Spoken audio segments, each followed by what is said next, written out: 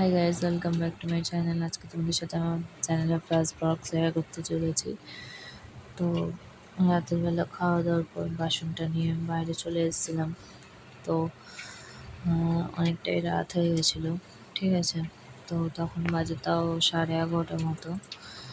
তখন আমি বাসনটা খাওয়া দাওয়ার পর বাসনটা নিয়ে বাইরে এসে মাজছিলাম একা। তো তারপর ঠাম্মা এসে আমাকে হাইটে, তারপর ঘরে গিয়ে বাসনটা রেখে আসলাম। তো ঠাম্মা গোছাচ্ছিল, ওইদিকে ভাবলাম চুলটা বেঁধে নিই। তো বাইরে চিরুনিটা গাজারটা নিয়ে এসে চুলটা বাঁধছিলাম, কারণ ঘরে চুল আসলে সত্যি কথা বলতে মা প্রচণ্ড বকে আমি চুল ভর্তি হয়ে যায় বলে। তো আমি ওর জন্য চুল আশ্রাইও না ঘরে।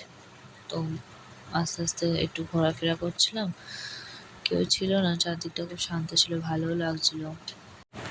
তারপর চুলটা বেঁধে নিয়ে কোনোভাবে ঘরে চলে এসেছিলাম।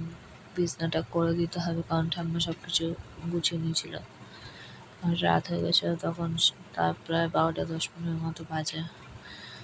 তো আমি এদিকে বিছনা চাড়া নিতে গেছে, মাম্মু আমাকে ঝুলছিল, নিচে পড়ে গেছে। যাই হোক, তো বিছনার চাদরটা আমি নিয়ে নিচ্ছিলাম। আর এদিকে এখন তখন পর্যন্ত টিভি বন্ধ হয়নি। কে দেখছিল টিভি কেউ জানে না, যাই হোক তাও টিভি নিজের মতো চলে যাচ্ছে।